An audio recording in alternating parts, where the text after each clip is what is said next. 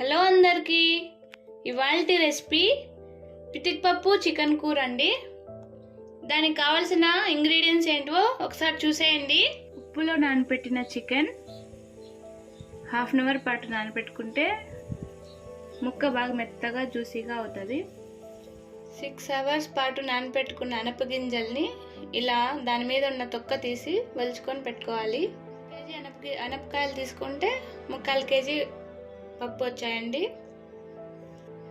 తర్వాత కట్ చేసుకున్న ఆనియన్స్, ఫ్రెష్గా గ్రైండ్ చేసి పెట్టుకున్న అల్లం వెల్లుల్లి పేస్ట్, ఇంకా వట్టి కొబ్బరి అండి. జనరల్గా చెప్పాలంటే ఎండు కొబ్బరి అండ్ 2 టమాటాస్. నేను ఇప్పుడు ప్రెషర్ కుక్కర్లో చేస్తున్నానండి. ముందుగా స్టవ్ ఆన్ చేసుకొని ప్రెషర్ కుక్కర్ పెట్టుకొని అది హీట్ అయ్యాక 2 టేబుల్ స్పూన్స్ ఆయిల్ వేసుకోవాలి.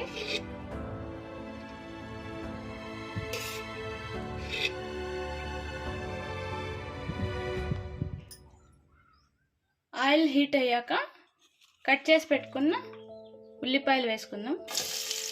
కలర్ చేంజ్ అయ్యేంత వరకు వేపుకుందాం.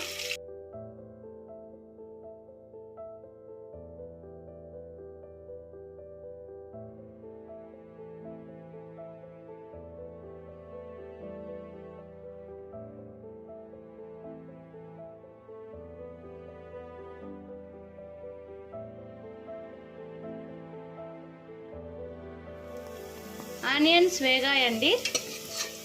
ఇప్పుడు అల్లం వెల్లుల్లి పేస్ట్ వేసుకుందాం.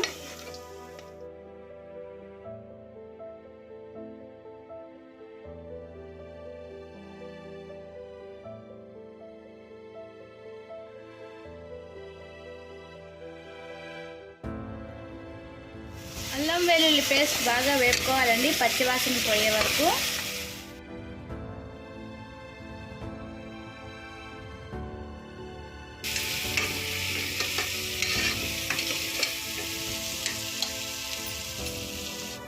ఇప్పుడు అల్లం వెల్లుల్లి పేస్ట్ వేగిందండి.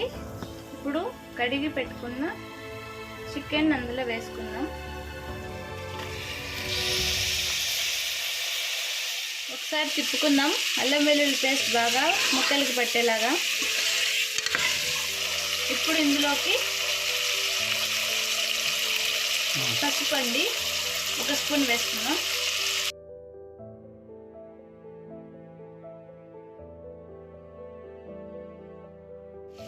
కల్లుప్పండి రుచికి సరిపడా. ఒకసారి కలిసేలాగా తిప్పుకుందాం చికెన్.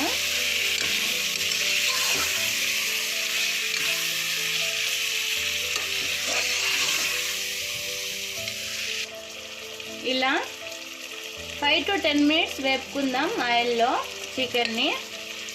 తర్వాత మసాలా కలుపుకుందాం.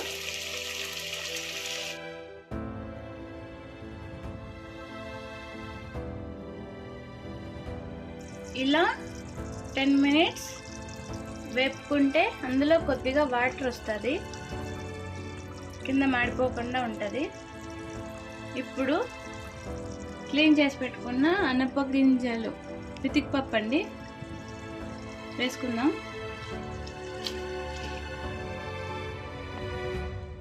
మిక్స్ అయ్యేలాగా కలుపుకుందాం. హై ఫ్లేమ్ మీదే ఇలా కలుపుకున్న పితిక్ పప్పు చికెన్ ఇందులోకి మసాలా యాడ్ చేద్దాం. మెత్తగా పేస్ట్ చేసి పెట్టుకున్న కొద్దిగా కొబ్బరి, 2 టమోటాలు ప్యూరే అండి ఇది ఇందులోకి వేసుకుందాం.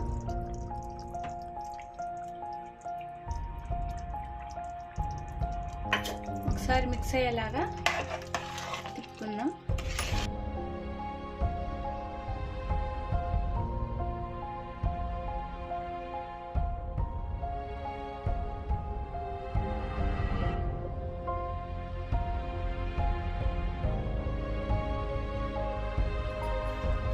ఇప్పుడు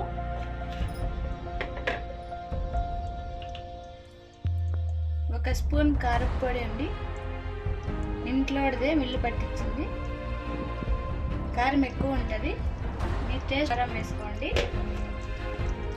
ధనియాల పొడి అండి, ఇది 2 టేబుల్ స్పూన్స్ వరకు పడుతుంది.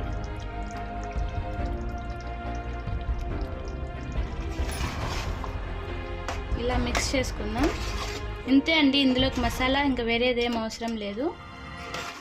మీకు ఎంత వాటర్ కావాలంటే అంత వాటర్ వేసుకొని కుక్కర్ మూత పెట్టుకుంటే 3 విజిల్స్ వచ్చినాక ఆఫ్ చేసేసి మూత తీసేస్తే చికెన్ పితిక్ పప్పు రెడీ అయిపోతుంది. సర్వ్ చేసుకుందాం. నేను 1 గ్లాస్ ఆఫ్ వాటర్ వేసుకున్నాను. ఇప్పుడు ఉప్పు కారం ఒకసారి చెక్ చేసుకొని అంతా సరిపోయింది అనుకుంటే ప్రెషర్ కుక్కర్ మూత పెట్టుకొని 3 విజిల్స్ వచ్చేంత వరకు వెయిట్ చేసి ఆఫ్ చేసుకుంటే కర్రీ రెడీ అవుతుంది. 3 విజిల్స్ తర్వాత చూద్దాం.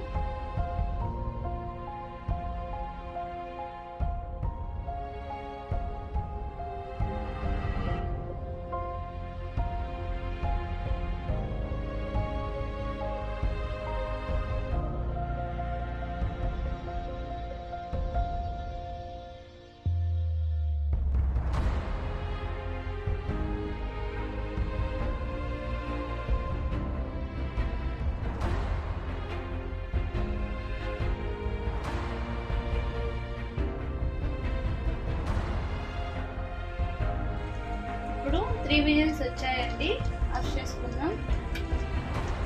3 విజిల్స్ వచ్చాక స్టవ్ ఆఫ్ చేసుకొని ప్రెషర్ మొత్తం తీసేయాలండి. ఎందుకంటే పప్పు నలిగిపోకుండా ఉంటుంది.